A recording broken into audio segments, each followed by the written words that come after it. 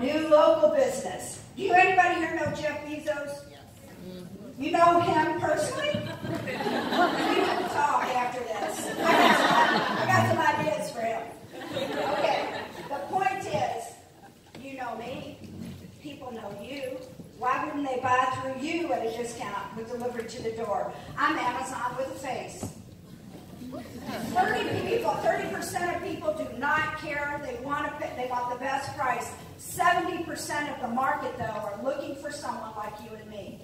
Don't be discouraged by the 30% that are nickel and diming you, because these products are very well priced, very competitive, and if you're my age, they need to be more expensive because the older women are willing to pay anything and think anything expensive works. I think I'm here.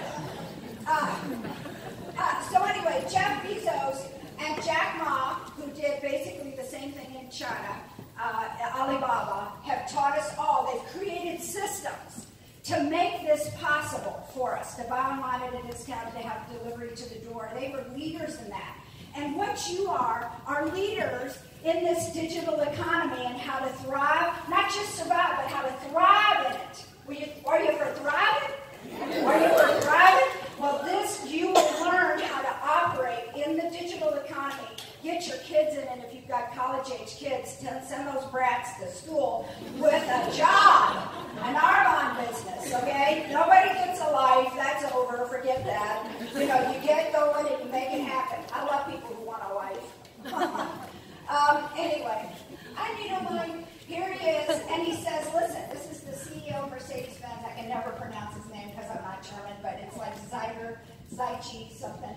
Anyway, he basically says if you've got an idea in the digital economy and it doesn't work on a smartphone, you can forget it. And anything that was designed to work in the 20th century is not going to probably thrive in the 21st century. It's going to be that different.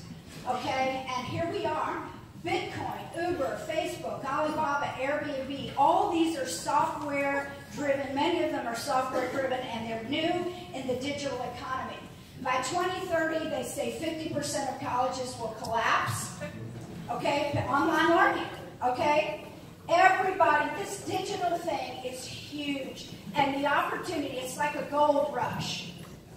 It's like a gold rush. If you're there and you are conversant with the technology, how to brand, how to work this business, it will teach you what you need to be a leader in the digital economy, which I think is fascinating. Okay, knowledge-based education is outdated. By 2030, what they think is going to happen is a singularity. It's a moment in time, just like when the printing press came into the world, it changed every institution of our lives. You know, the church and politics and government and education, everything changed because people had an opportunity to have the book in their hand, right? Everyone did. Well, they say that soon this singularity happens at 2030, that's in 11 years. And at that moment, computer intelligence will outpace, computer abilities for intelligence will outpace human intelligence. So knowledge-based education is not as important. And that's how we've set up to learn and to live. And basically now, today's job market, this is from CNBC. In today's job market, academic skills alone aren't sufficient for success. That's the old idea. If you prepared in the 20th century, you're probably not going to make it in the 21st with those same skill sets. Employers want workers who can communicate effectively. Can you communicate? I can communicate. Can you talk? Can you communicate with customers and each other who know how to manage their time and are efficient and can get a task done with minimal supervision? That's a job description for an Arbonne consultant, a successful Arbonne consultant, okay? I love that. I think that's so exciting. But they're going to be looking for other intelligences to develop in education, and knowledge-based education and intelligence is not going to be what it was. I think I'm going the wrong way. There I am. So he says there will soon be an app where you can take on your phone, you'll be able to do a retinal scan and blood analysis, and you will have an app that will determine 54 biomarkers that will diagnose almost any disease anywhere in the world. You don't. Everybody being a factory. It's going to touch everything. The knowledge base, they will be able to run the numbers and the statistics. They'll be able to offer you financial investment information, and they won't need financial advisors so much. You know what I'm saying? You'll be able to do that. Most of law, he says, will be practiced online. You'll be able to get online. So he says to all young lawyers, if you're in law school, get out now. That stunned me. I've thought about this for a year and a half because it's so different from what I have known. Is it different from what you've known? Is it changed? Does anybody know this already? Yeah? Okay. He says 70 to 80% of jobs will disappear in the next 20 years. There'll be a lot of new jobs, but it's not sure or clear yet whether there'll be enough new jobs in such a short time. You've got a business you can offer people. So when you go, you please go boldly. You don't have to say, hey, the sky's falling, the sky's falling. You need to get into this Arbonne or my God can starve. Simply say, with great courage and great boldness, you can't lose if you start another income stream. And this one costs almost nothing. It's cost nothing in October. You know, you get your products and you can help someone begin a new life and really build some insulation for the change that is coming. You know, the change can bowl you over, or you can ride the wave and ride the change and be on top of the power curve. That's what this business has to offer. So, and here's the thing, if it doesn't work with your smartphone, forget the idea. And finally, the idea designed for success in the 20th century is doomed to failure in the 21st. And that is pretty much a summary of what is coming. The driverless car, the automation. Have you seen the new robots? They're actually human. They look like people. They're at some of the airline desks, and the computer talks to you, and it has skin, and it speaks. There's a news reader in Japan that has a name, and she looks like it looks like a human female. Kind of creepy. Half of millennials are 40 years old. In the next 10 to 20 years, half of millennials could be competing with robots for jobs. Okay, that's an opportunity. This is an opportunity. But that's from the Washington Post. So where's George Jetson, Linda Lovelace? George Jetson is absolutely here. Rosie the Riveter, that's World War II. Rosie the robot was built this year or last year. George Jetson, or Mr. Smedley, or whatever, the boss guy, is a millennial right now. And Jetson will be born in a few years. And so Jetsons, that fly yourself in a drone thing is already happening in Saudi Arabia, in the Arab world, okay? They're already flying over to all this. It's happening. We're moving to automation. This is a guy, so if you're young, you want to get in this, but if you're older, more mature is what I like to say. This guy did a YouTube, or a TED Talk rather, on YouTube, and he says, he walks in one day, 66 years old, they hand him his Facebook and says, thanks, Paul, we're done with you, see ya. And he hasn't got enough money to retire. You know, most of us in the boom do not have enough money to retire. Please prospect us. Please prospect us.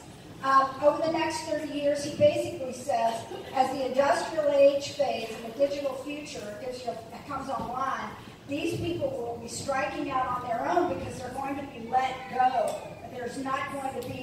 They're going to be replaced by people and younger people and robots. And he says, but the good news is that these seniors, you know why you want to prospect me? I have a 70% chance of success compared to a younger person's 28% chance for entrepreneurship. I'm hot. Very hot.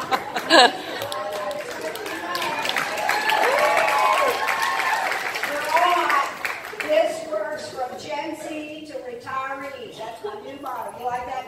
Gen Z to retiree. This fits the digital economy, no question. What's my arm? I got it. Okay.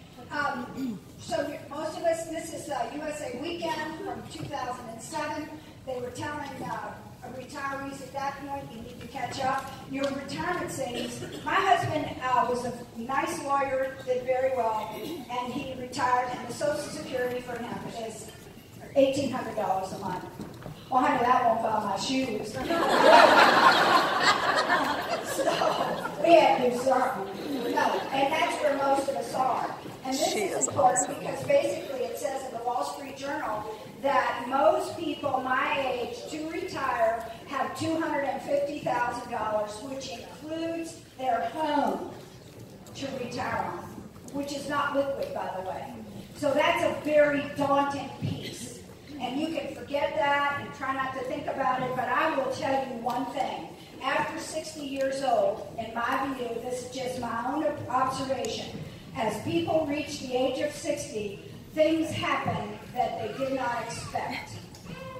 Physical ailments, conditions, things they've been doing they shouldn't have been doing, the weight they wouldn't lose, the gut they didn't fix, all that stuff. Well, after 50, the caution light goes on, and at 60, it's, emergency room.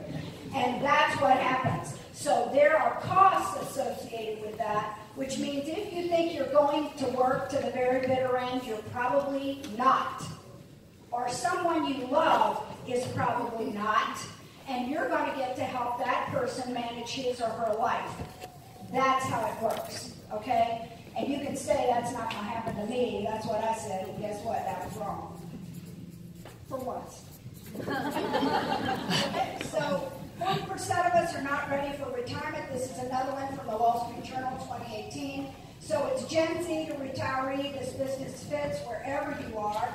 And it's paid by numbers. It's a franchise. I don't think we're supposed to say that, but I'll call it paid by numbers. Peter gets around and can say anything if you just word it right. Well, that's lawyer talk. I'm married to a lawyer. You can say anything as long as you characterize it right.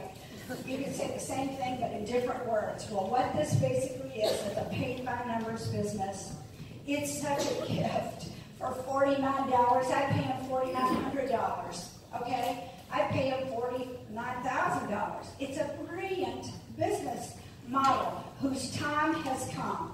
It was introduced in the 80s. We all heard about it in the 80s. It was introduced before then.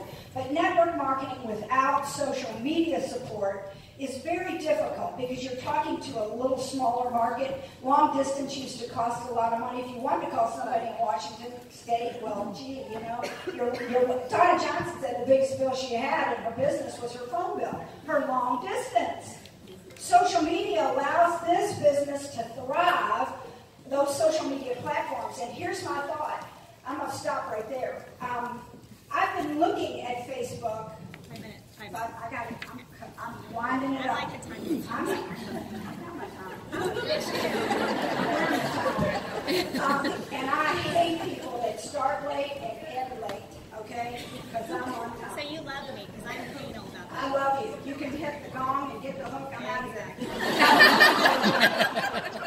The point is this. I have not paid attention to Instagram because I didn't get it. I get Facebook.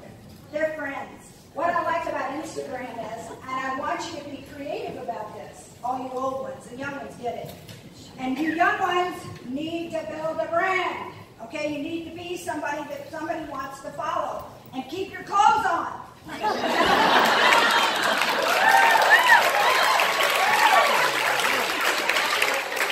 about taking my clothes off. I was a non-starter. But anyway, the point is, build your brand and build it smart.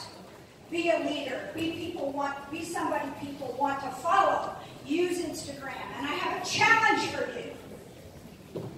And I want you to send me the message on my Facebook page or maybe my Instagram if I get it up and going. I'm going to get a lot of followers. You watch. So here's the thing. I want you to use those social media platforms, particularly Instagram.